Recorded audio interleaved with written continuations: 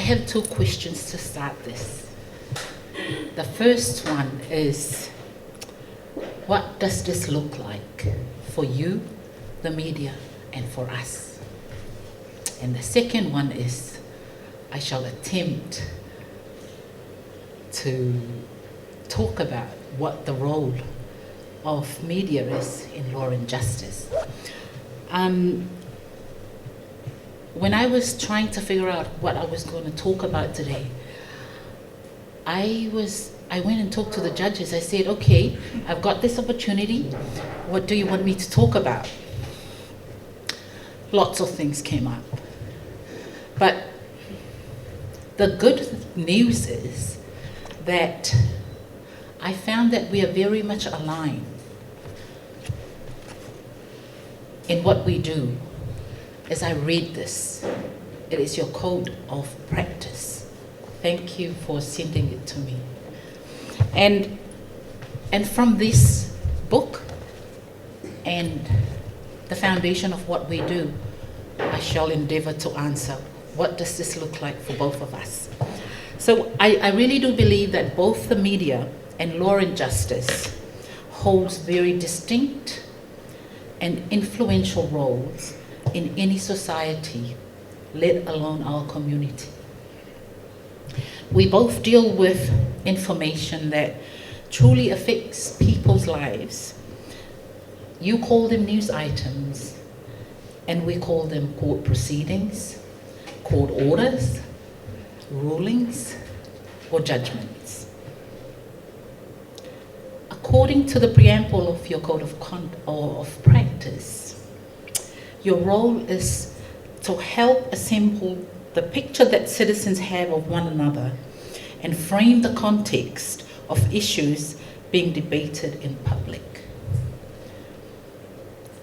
Your news and information is crucial in creating or disrupting a nation's sense of identity and common interest. For law and justice, our role is to assemble the evidence produced by parties that frame the context of legal issues being debated in court, and as a result, we assist in creating a nation's sense of order, fairness, security, and safety. That's our first point of commonality. Although we are on two sides of the spectrum, but we do have or play the same role. You consider yourselves essential to nation-building processes, and you offer communication platforms for government, business, and civil society.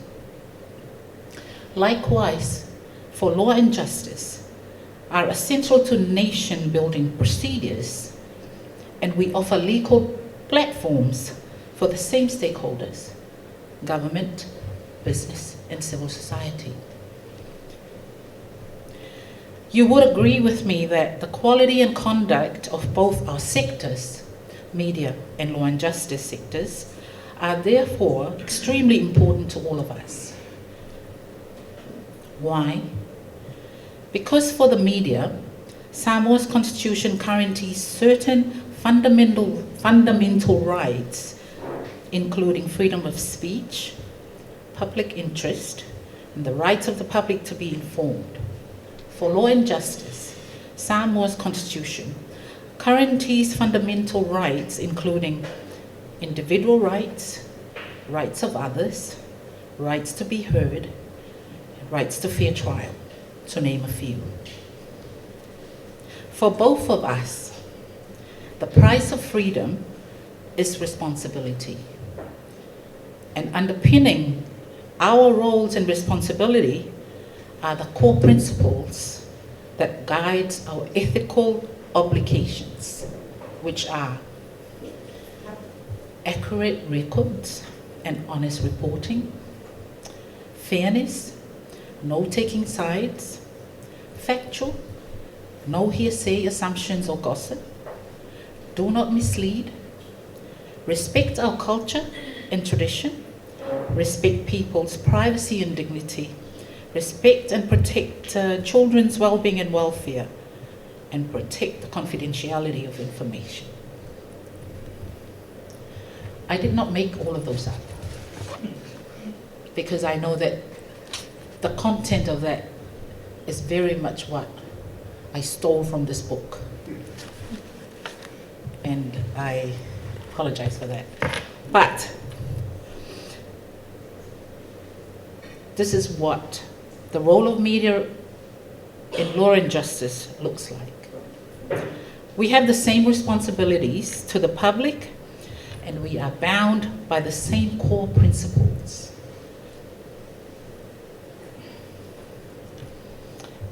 And going through and writing this piece of speech, it made me really think about the relationship that some of us have started in this is my 10th week in my job. So I'm very much new to this, and I do rely on the expertise of the media people here to give us guidance in some way or another. But just going through this code of practice, we are very much aligned in a lot of things that we're doing. And I really do think that that's our common grounds, and that is really a strong foundation for us moving forward. My second question is, what is the role of media in law and justice? I believe that you know best what the answer of that is, because you're the experts and you know your role. But I will endeavor to answer. The first role that I want to talk about is the importance of the media to promote the rule of law. The role of the media in promoting the rule of law is a complex issue. First, transparency. Law and justice recognizes, respects, and appreciates the power of media. However, while transparency is essential to the rule of law, the justice system cannot always be completely transparent. In order for the rule of law to be effective, certain information must be retained and must remain confidential. That's the first issue. The second one is freedom of belief and practices.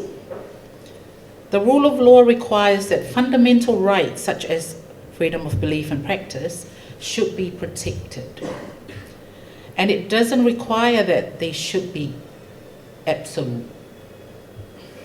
It means there are exceptions, and there are times when the rights of individual must be recognized. I've lost it. Excuse me.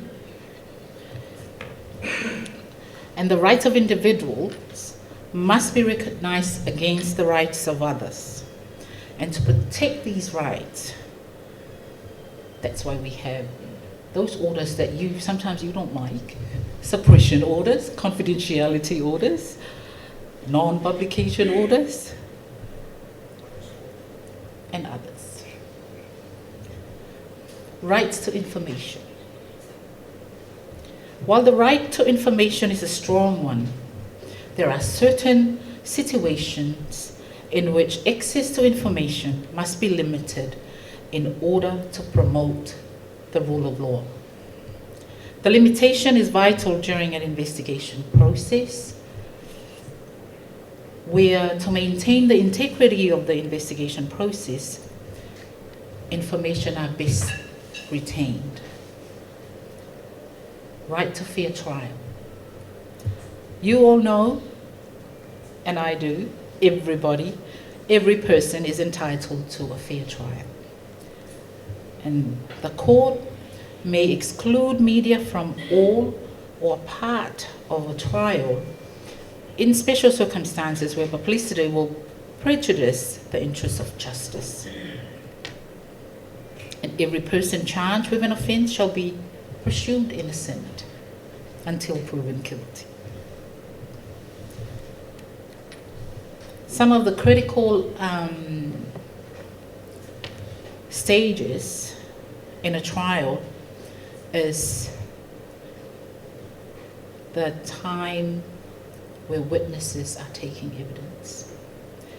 And sometimes, to enhance witness credibility and the reliability of evidence, it is in the best interest of justice to sometimes restrict access of the media. Some witnesses need protection, and it is critical that witnesses base their accounts on their own independent recollections, and their testimony cannot be tainted from information from outside or other forces. And I think in this case, sometimes the pressure that media put on people when they're on the witness stand can have an impact. In order for a country's rule of law to have legality among its citizens, there must be a system in place that people believe is going to address their concerns in a fair and just manner.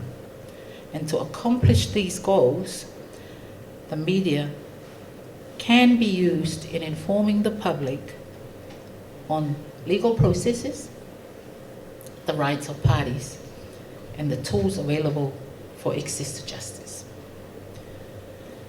So that's a long answer to promoting the rule of law. The second one, role of the media, is you are eyes and ears of the public. The media has always had a profound effect on how the public perceives and understands the justice system. To a large extent, the media shapes the working of the system.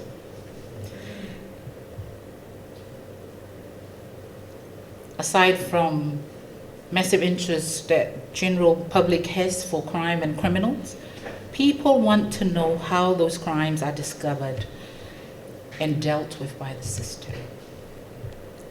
And the role of the media is without doubt important, as it primarily acts as the eyes and ears of the wider population. It can be powerful, can also be constructive, or the reverse.